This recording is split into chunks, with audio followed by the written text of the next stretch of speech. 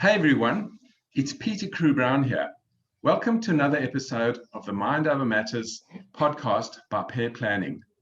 The topic for today is gender balancing in construction with Dominique Gill, more commonly known as Dom. Dom is a builder. She has been running her own construction company for over 4 years now.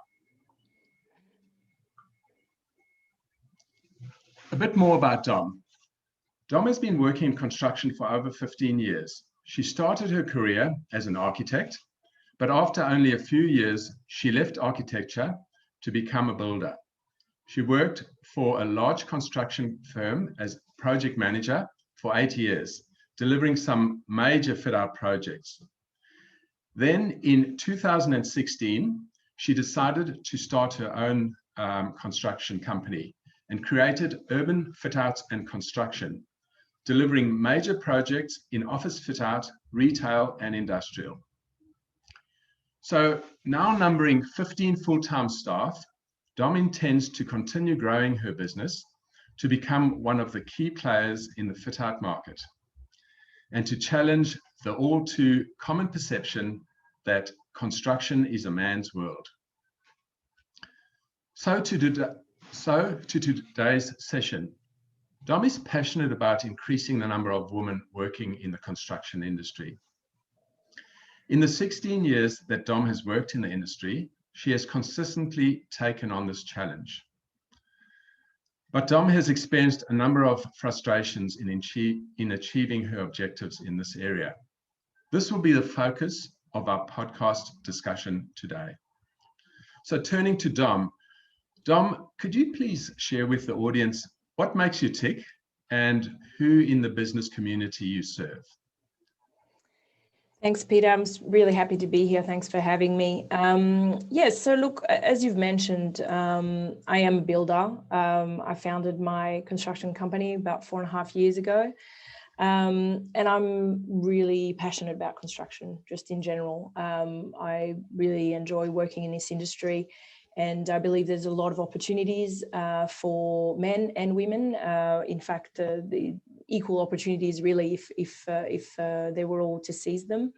It is a bit of a tough industry. It's got many challenges. I don't think that's necessarily specific to the construction industry. I think most industries show their challenges. But what I'd like to do is, what I'm observing is obviously there's a lot more men and women that work in this industry, and my goal is to try and encourage more and more women to come and work in construction. Fantastic. And having known you for the best part of 2 years, I know how passionate you are about the industry, but also how you've been focusing on getting more women into the industry and some of the twists and turns in that journey. Mm-hmm. So Dom, moving to some specific questions to get into the substance of the podcast, I guess the first question I had for you is, why are you so passionate about increasing the number of women working in the construction industry? Well, I love that question. It's definitely a passion of mine. So, look, there are many reasons, and I can talk about that for a long time. So, I'll try and say succinct. The first one is really almost like a mathematical kind of logical reason. And you know, I do a lot of reading. I try to follow a lot of the research that's being done in female participation. And if you just sort of look at the statistics, you can see that construction is one of probably the most notoriously male-dominated industry. Only about 11% of construction workers are female. 11%, that's 1 in 10 people.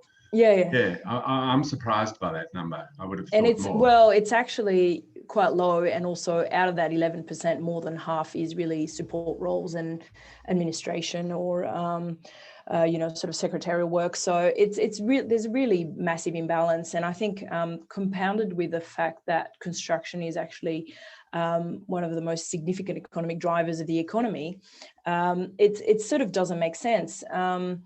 One of the statistics that I like to quote is, I think back in the 70s, they had really low female participation in the workforce in general. So not just construction, just in the workforce, there was probably about 40% of women really only worked. that has steadily increased, and now we're about 60% of women are in the workforce. The men, on the other hand, had about 80% of participation in the workforce, and that has actually steadily decreased to about 70%. So when you look at just participation in the workforce, we're really approaching almost equitable levels, which is great news. It's a really good evolution, I think.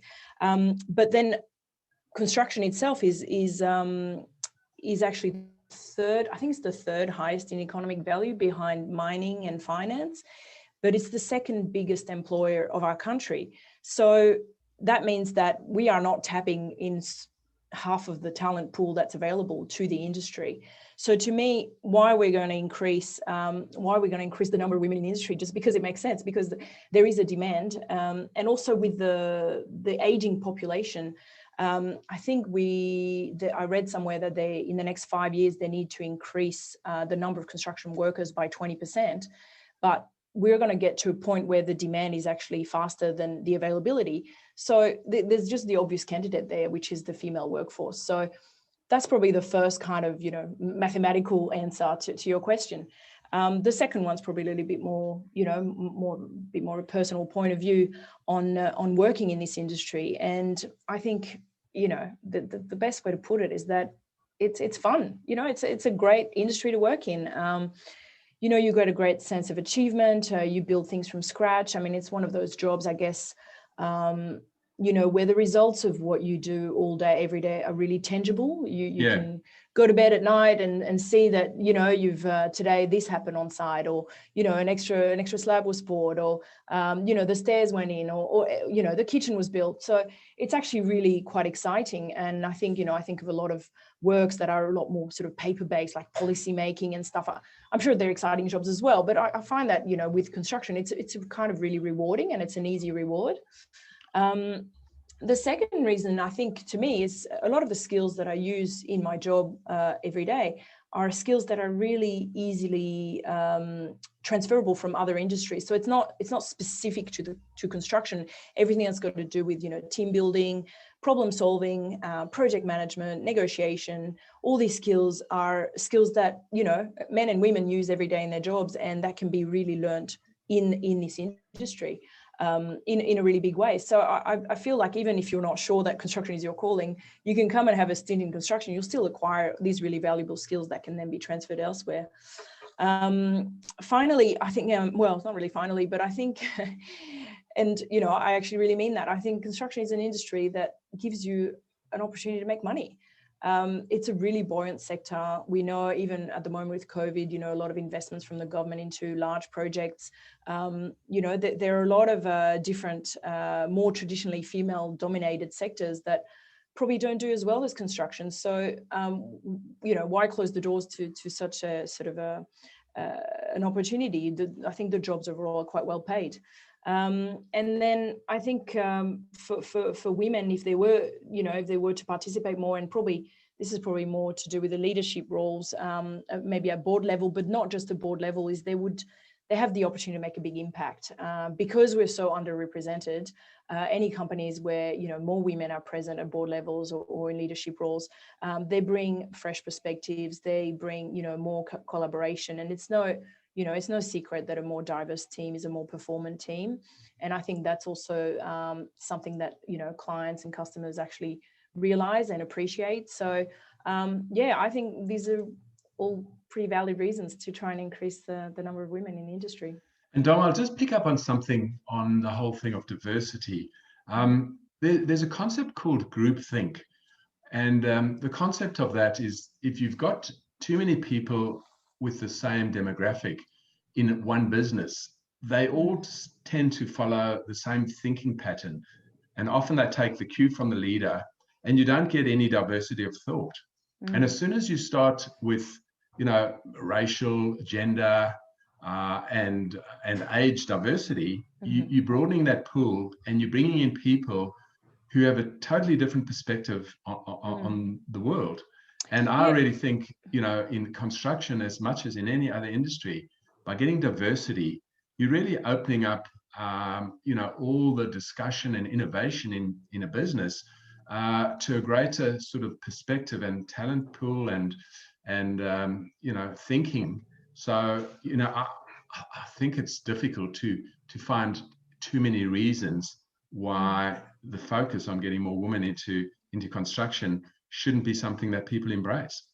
No, absolutely. And I agree with you. I mean, I tend to focus on gender diversity because I guess that's sort of my champion issue, but I completely agree with you. It's not just about gender, it's about age and backgrounds and even nationalities, all these different sort of skills and experiences that people can bring to a team generally make the team more performant and improves the bottom line of most businesses. So yeah, it's definitely a no-brainer if we can make it attractive for these people to join us. And Dom, another thing I think worth mentioning quickly is some people in your industry might be looking at this and thinking, well, we the guys, we work in this industry, does this mean that our jobs are under threat? And I think to your point, the industry is growing so quickly, and you're talking more about the slack required to man, if you like, or person. The growth should come from women rather than women taking men's jobs. You're not talking about that. Yeah. No, absolutely not. I mean, I think the greater diversity in the industry, and that's actually, something I'll talk about a little bit later, is Sure. It will benefit all workers, not just the women. So it's not a sort of the women battling for themselves. It's trying to, rather than share a pre-existing pie and the men need to make room for the women. It's about growing a bigger pie and we'll win. It's a win-win scenario that I advocate. Yeah, sure. Well, Dom, just keeping moving, the second question that I had for today is, what are the biggest roadblocks to achieving a greater proportion of women represented in the construction industry? Yeah, I mean, there's definitely some roadblocks, and but the good news is that there are some solutions and some ideas out there. I think I'll just touch on really quickly on one that I believe is not really a roadblock, but is something that is thought to be one of the roadblocks, just to sort of deconstruct that myth. Most people will bring up the physical nature of construction work, and they will offer that as an explanation for the lower representation of female in the industry. Yeah. I do believe that concept is a little bit outdated, and that nowadays, with the help of technology and the various tools that we use, there's really only very, very few construction jobs, even if any, that require a level of physical ability that is outside of the reach of women. I mean, I see it on site all day, every day, and some of the most major structural works that we've done, whether it's demolition or building, building a structure. The guys really standing there with a remote controlling an equipment. They don't actually need to lift heavy precast concrete panels. It's not really, this is a little bit an outdated concept. So yeah. I kind of tend to think that, to be honest, the physical consideration is almost irrelevant. And so it's a hangover from past times when they didn't have the same amount of equipment on site. No, that's right, exactly. Yeah. And nowadays, I mean, one of the construction industry has come such a long way in safety. It's really in its DNA, is to make sure that we don't get hurt at work, and that goes through not having to lift crazy heavy things that are going to break our backs. And so that makes sort of a lot of the jobs actually accessible to women, and most of them, in fact. So that's kind of one of the roadblocks that people think exist, which I kind of tend to think doesn't exist. But I think the reality is the biggest roadblock is obviously the culture of the industry. It's still very much a masculine kind of culture. I mean, when you look at if you look at the ways to get into the industry, there's definitely no legal barrier or even no regulation that will stop women from joining the industry. But I think often behind the regulation, the regulations actually don't really matter. What really matters is sort of attitudes and practices. And unfortunately, I believe currently not enough Australian construction companies are really exercising a real strong commitment to equality. It's still a boys' club. There's still, you know, a heavy sort of masculine culture, which comes, you know, with sort of, you know, it's so in sets of values and norms and languages, and sometimes that is seen not as a real barrier to women, but it's more of a psychological barrier for entry. Sure. Like I said, you know, I like the culture of the industry. You know, it's got a lot, like I said, safety is in its DNA, so it's hard work, but and that's good. But we need to work on the more sort of, you know, the masculine sets of values. One of the things that people say is, you know, oh, well, women don't work in the industry because they don't want to. I don't really believe in that logic. I think it's a bit of a circular logic. So, you know, they don't want to because the industry is not attractive to them, and it's not attractive to them, so they don't want to. So we kind of, you know, at the end of the day, if the culture was less gendered, it would be more attractive. And if it was more attractive, more women would work in the industry, and therefore would be less gendered, you know. So that's where it kind of needs, the thinking needs to start to change at that point. So to me, culture is the biggest roadblock. So how do we tackle that?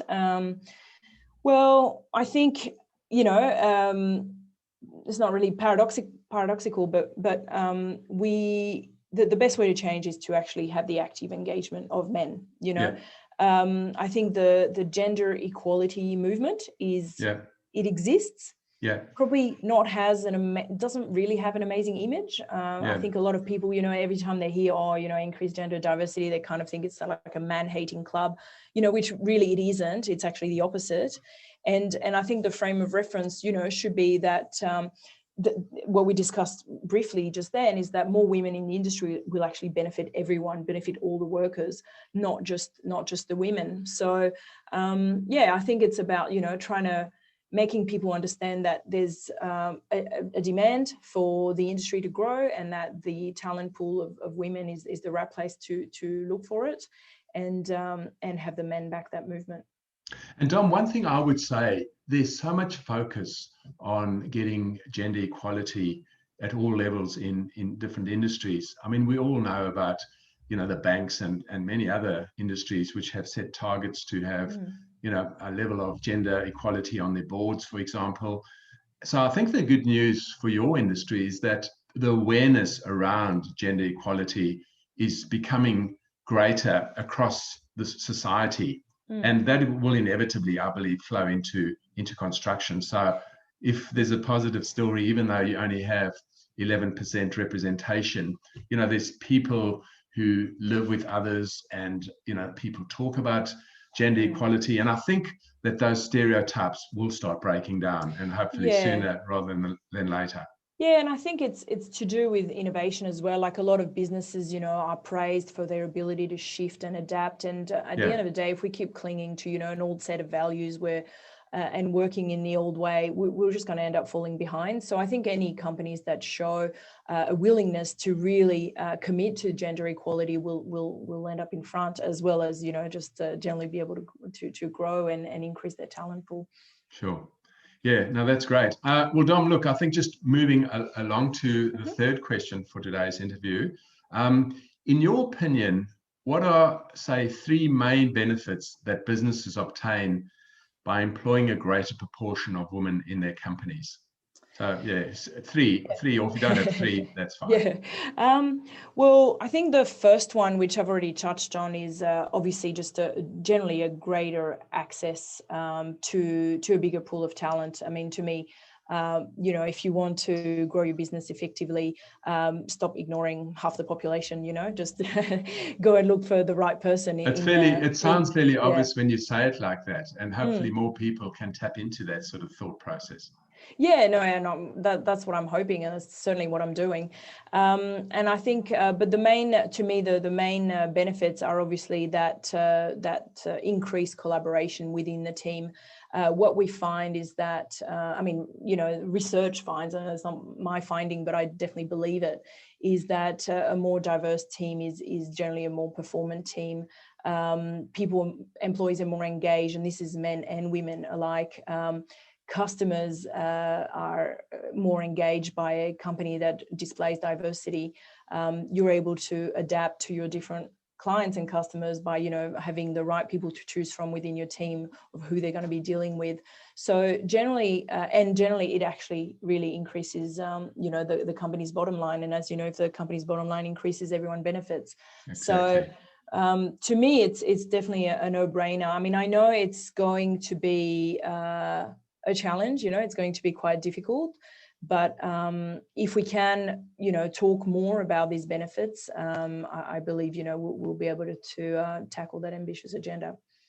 And Dom, I would just say that, don't give up your leadership role in trying to, rebalance the gender inequality because of the frustrations. I think, I'm convinced that all industries can benefit, and clearly the construction industry probably needs to move more than many other industries. I reckon 11% representation would be at the bottom end of different industries in terms of representation. So there's a lot of work to do, but the good news is, as you say, there's some great women out there already in the industry, and there's a lot of awareness around gender equality generally. One of the forgot to mention, one of the sort of setbacks sometimes that women find is that employers are sort of confronted with is a lot of the women actually are looking for part-time work. So there's a higher, obviously, proportion of part-time workers in the female workforce than there is in the male workforce. I think it's almost 46% actually of female workers that have some kind of flexibility around their working arrangements, whereas it's only 20% for men. But what they find, and I think that's another sort of myth that I want to break down, is that the women who work part-time are actually more productive and waste a lot less time at work than the male full-time counterparts, or even their female full-time counterparts. So what companies, I think, need to realize is that when they employ someone on flexible arrangements, they actually get a massive productivity dividend. Yes. And that's something that, it should really not be a barrier. They should be running towards those arrangements, because they know that, okay, I don't know, like a worker might only say she works 3 days a week, might only be paid 60%, but those 60% she's going to give 100% of her focus, whereas someone who's employed 100% of the time might actually really only be focused 80 or 85% of the time anyway. So to me, that's one of those things as well that I would urge employees to consider.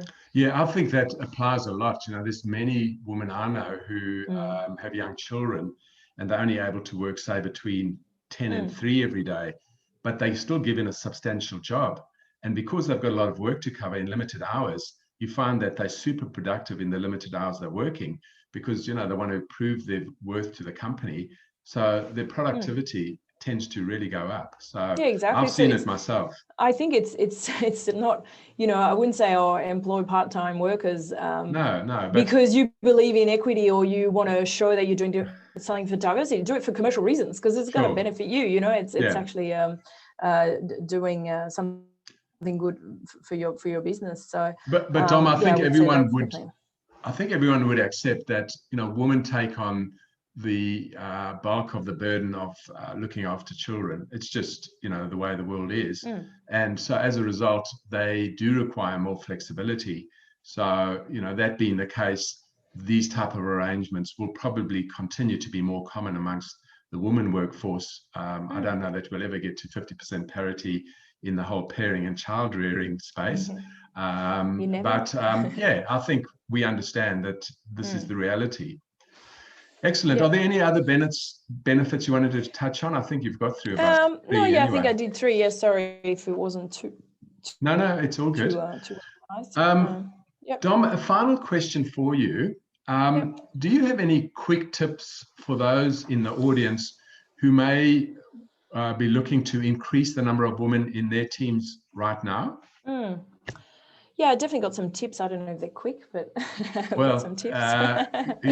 Quick's not the important word. Yeah, look, I think to me, if anyone who's listening is relating to the issue and is interested in trying to increase the number of women in the construction industry and help me sort of on that venture, I think to me and this is my champion issue, and that because we've spoken about it a lot before, is to attract the younger generations. I think we need to really have a focus on cultivating new attitudes. Yeah. The girls and the boys that go to school today, right now, in a co-ed school, they have a completely gender neutral view of the world. Yeah. They don't believe that, one job should be for a gender rather than another, and we should really try to make sure that that remains and perpetuates through to the construction industry. I have a lot of, I have 3 daughters for starters. So, I'm well placed to know that, they can work in construction, and I take them to site on weekends, and they come and look at, concrete slabs being poured and whatnot. And I think they can see that it's a really exciting industry. For men and women equally. I try to encourage, anyone who's got daughters to, tell them about construction. I have a lot of trades, who I deal with every day, who have, and they bring their sons on site, or they bring their sons to their factory to do some work with them, which I think is great. But I always say to them, where are the girls? Where are the daughters? Why didn't they come to the factory today to have a look at how things get built? So I think, to me, the most important thing is talking more about construction, talking to the younger generations, and get everyone excited, because there are some real opportunities there.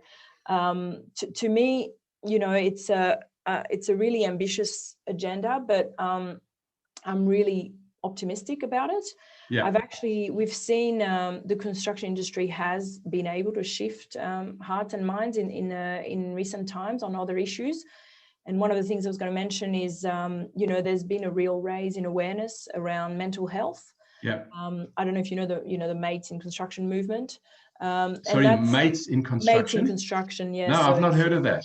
So it's an association, that they have a big Are You OK Day, and they have been around for quite a few years. And I'm surprised at how freely and naturally people talk about mental health issues now in construction. I think it's really been not normalized, but it's definitely something that is not to be embarrassed about. And there's help, and there's places that you can go to for because it's what we do. What we do is hard, and it's demanding, and it takes its toll. Well, that's Dom. That's a great share. I mean, if there's anyone listening to this podcast and they know anyone in the industry who they sense might be struggling, knowing about an organization like this one you mentioned, right, Mates in Construction, it's really important that we all take on a responsibility for checking on our co-workers and our friends in different industries. So that's a great observation, I think.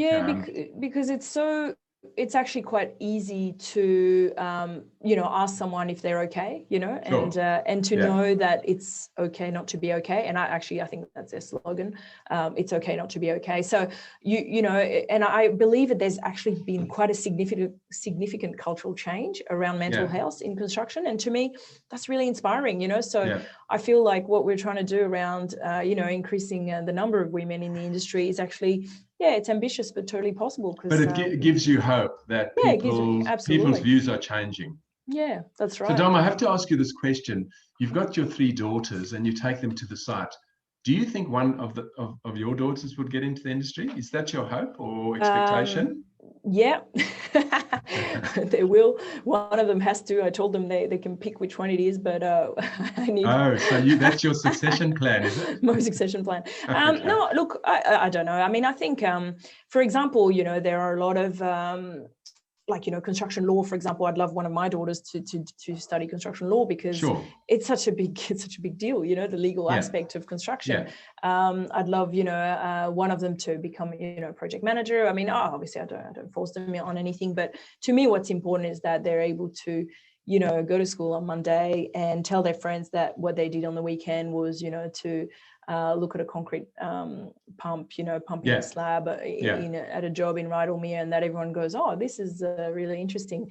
And also, I have this ambition to go to speak at their school about what I do, and go to other girls' schools and speak about, construction. And because what I find is a lot of the girls actually don't go into the sort of construction related university degrees, and that's where kind of the imbalance starts, and it's quite prominent. So there's only about maybe 15% of girls in engineering degrees and construction management. So then that makes it a lot harder for them to progress towards the construction industry and increase those numbers in the industry if it's already so low at the university level.